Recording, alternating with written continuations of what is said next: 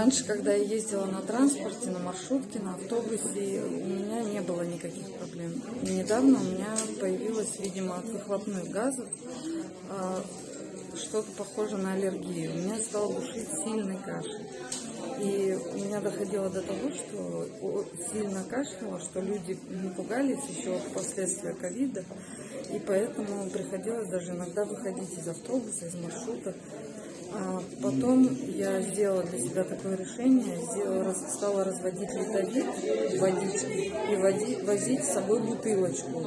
И вот это, когда начинался приступ кашля, я просто выпивала несколько глотков, и сразу же кашель останавливался.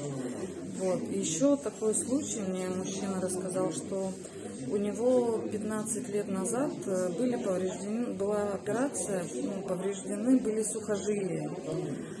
Вот. И он начал пить Оптисорб, и после того, как он пропил месяц, и он не мог после этой операции долгое время подниматься по лестницам, ему было очень больно.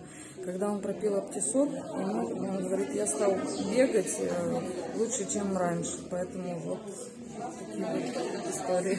Спасибо. А представьтесь, пожалуйста. Ольга, Новосибирск. Спасибо.